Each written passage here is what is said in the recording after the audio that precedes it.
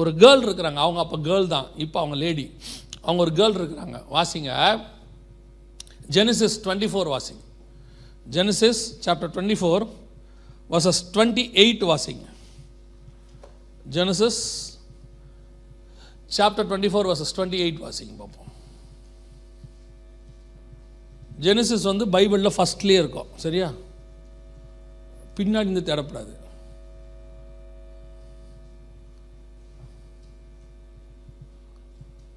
இருக்கா ஜெனிசிஸ் உங்கள் பைபிளில்? 24 சாப்டர் 24 வர்சஸ் 28. அந்த பெண் ஓடி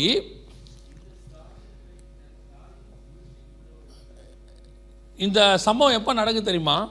4000 years பேக். இன்னிலேருந்து ஒரு 4000 வருஷத்துக்கு முன்னாடி நடக்கிற ஒரு சம்பவம். ரெபேக்காலை பற்றி சொல்லியிருக்கு. வழியில் ஒருத்தர் பார்த்து அந்த அம்மாவுக்கு ஒரு கிஃப்ட் கொடுக்குறாரு. அவர் காலத்துக்கு ஏற்ற கிஃப்ட் ஒன்று கொடுக்குறாரு. உங்கள் காலத்துக்கு நீங்கள் கார்டு கொடுப்பீங்கன்னு வச்சுக்கோங்களேன். அவர் காலத்துக்கு அவர் ஒன்று கொடுக்குறாரு. ஒவ்வொரு காலத்துக்கு இந்த கிஃப்ட் பொருள் தான் மாறும், கொடுக்கறது மாறாது, சரியா? ஏன்னா அப்போ அவர் காலத்தில் என்ன கொடுக்குறாருன்னா கோல்டில் வந்து வளையல்லாம் கொடுக்குறாரு. இப்போ அவருக்கு கொடுக்க முடியாது, ரொம்ப காஸ்ட்லி ஆகி போச்சு.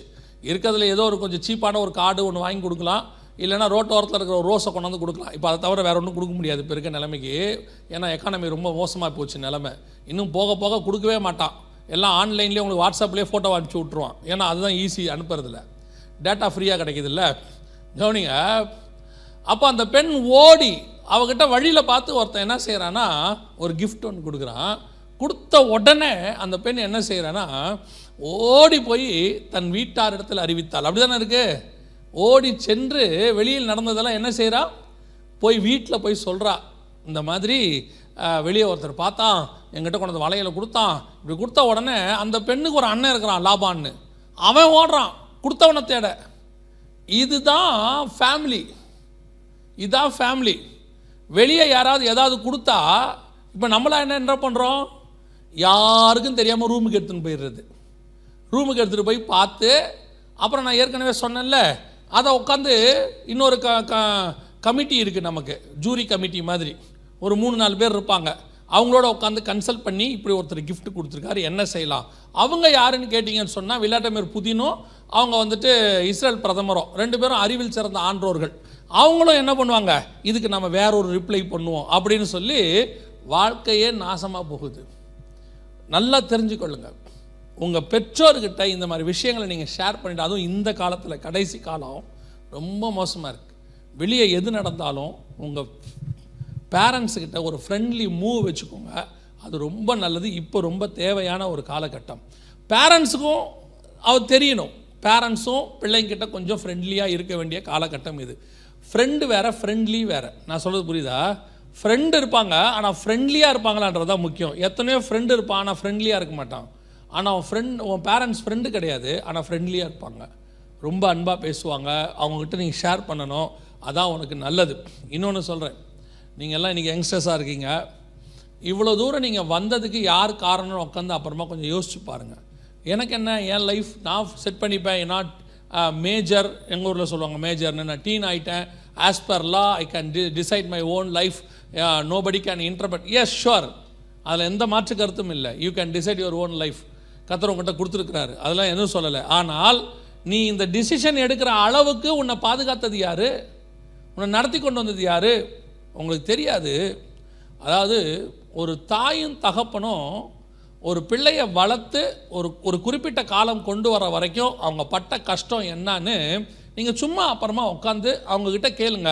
இந்த நாட்டுக்கு எப்படி மம்மி வந்தீங்க, நீங்கள் குறிப்பாக நீங்கள்லாம் கேட்கணும் கண்டிப்பாக. இந்த நாட்டுக்கு நீங்கள் எப்போ வந்தீங்க, எப்படி வந்தீங்க, வந்த புதுசில் நீங்கள் என்ன பண்ணீங்க. இன்றைக்கி நம்மக்கிட்ட கார் இருக்குது, வீடு இருக்குது, நம்ம வந்து என்ன நினைக்கிறோமோ அதை சாப்பிட்றோம், எல்லாம் இருக்குது.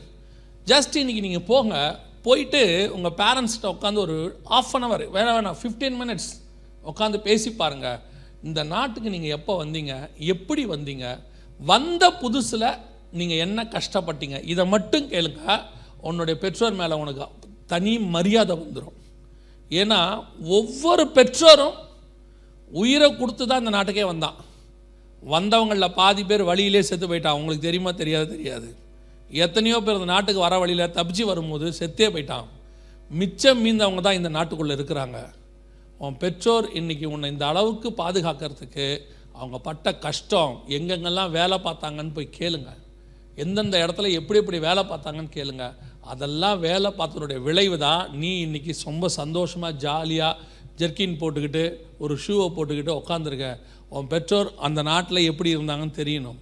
You must know. நான் அதனால தான் பாஸ்டர்கிட்ட கூட சொன்னேன், உங்கள் பிள்ளைகளெல்லாம் கூட்டிகிட்டு போய் ஒரு தடவை இலங்கையை காட்டிட்டு வாங்க அப்படின்னு சொல்லி. இப்போ இருக்க இலங்கையை காட்டுங்க போதும்.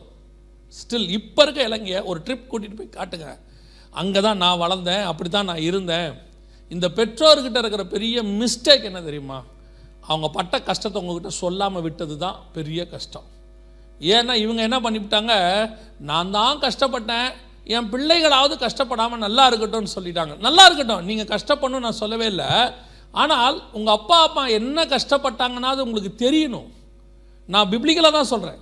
ஆண்டவர் சொல்கிறாரு இஸ்ரவேல் ஜனங்களை பார்த்து, நீ எகிப்தில் எவ்வளோ கஷ்டப்பட்ட, நான் உன்னை எப்படி விடுதலையாக்கினேங்கிறத உன் பிள்ளைகள் காதுபட வாசிங்கிறார்.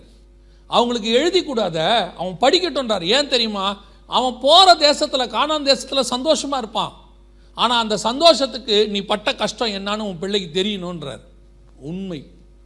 உங்கள் அப்பா அம்மா வேலைக்கு போய், நான் அதுவும் சொல்கிறேன், இப்போ இருக்க பெண் பிள்ளைகளுக்கு சொல்கிறேன், உங்கள் அம்மா வேலைக்கு போகிறதுங்கிறது எவ்வளவு கஷ்டங்கிறத உங்கள் அம்மா கிட்ட போய் கேளுங்க. ஒரு பெண் வீட்டை விட்டுட்டு வெளியே போய் வேலை பார்க்குறதுங்கிறது சாதாரணமான விஷயமே கிடையாது. அதெல்லாம் அந்த பெண்ணுக்கு மட்டும்தான் தெரியும். அவள் தன்னையும் காப்பாற்றி தன் குடும்பத்தையும் காப்பாற்றுறதுக்கு சம்பாரிச்சிட்டு வீட்டுக்கு வர்றதுங்கிறது அங்கே வளர்ந்தவங்களுக்கு மட்டும்தான் தெரியும். அது எனக்கு தெரியும். அதனால தான் நான் உங்களுக்கு சொல்கிறேன்.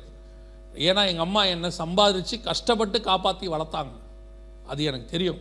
ஒரு பெண் வெளியே வேலைக்கு போகிறதுங்கிறது, நீ போகும்போது உனக்கு தெரியும். ஒரு நாள் எப்போவுமே உன் பேரண்ட்ஸை நீ கனம் பண்ணணும். ஏன்னா நீ இன்றைக்கி இருக்கிறதுக்கு அவங்க தான் மிக முக்கியமான காரணம். அசட்டை பண்ணி பேசாதீங்க, அவங்களோட இருதயம் நோக்கிற மாதிரி நடந்துக்காதீங்க. கடைசியில் சிம்சோன் மாதிரி எங்கேயாவது ஜெயிலில் இருக்க வேண்டி வரும். பேரண்ட்ஸுக்கு கீழ்ப்படிஞ்சு அவங்கக்கிட்ட அன்பாக இருந்த பிள்ளைகள் வாழ்க்கையில் நாசமானதாக ஹிஸ்ட்ரியே கிடையாது. பேரண்ட்ஸோடைய பிளெஸ்ஸிங்கோடு இருக்கிறவங்க அத்தனை பேரும் நல்லா தான் இருப்பாங்க பின்னாடி. சிம்சோன்ட்ட இருந்த மிகப்பெரிய குறை, ஃபஸ்ட்டு ப்ராப்ளம் என்னன்னு கேட்டிங்கன்னா, எதையுமே தம் பேரண்ட்ஸுக்கிட்ட ஷேர் பண்ணாத ஒரு குரூப். அப்படிப்பட்டவங்க தான் இன்றைக்கி பேரண்ட்ஸுக்கே தெரிய மாட்டேங்குது. உங்கள் நார்வேயில் போய் உட்காந்து பேசினா பேரண்ட்ஸ் சொல்கிறாங்க, என்னத்தினாலன்னு தெரியலங்க, எதனாலன்னு தெரியல இப்படி இருக்கான். ஏன்னா அவனுக்கும் பெற்றோருக்கும் சம்மந்தமே இல்லை. எப்போ வேணாலும் போகிறது, எப்போ வேணாலும் வர்றது. பேரண்ட்ஸ் வந்து எங்கே போனேன்னு கேட்டால் அதை நீங்கள் ஏன் கேட்குறீங்க? நான் ஃப்ரெண்ட்ஸோடு போனேன், என்னுடைய ப்ரைவசி. உன்னுடைய ப்ரைவசி உன்னோடதெல்லாம் இருக்குது, யாரும் இல்லைன்னு சொல்லலை. அதே நேரத்தில் உனக்கு தேவையானதான பாதுகாப்பு உன் பெற்றோர் கையில் தான் இருக்கிறது. இதில் ஆண் பெண்ணுன்ற கான்செப்ட்லாம் கிடையாது. அத்தனை பேருக்கும் இது பொது.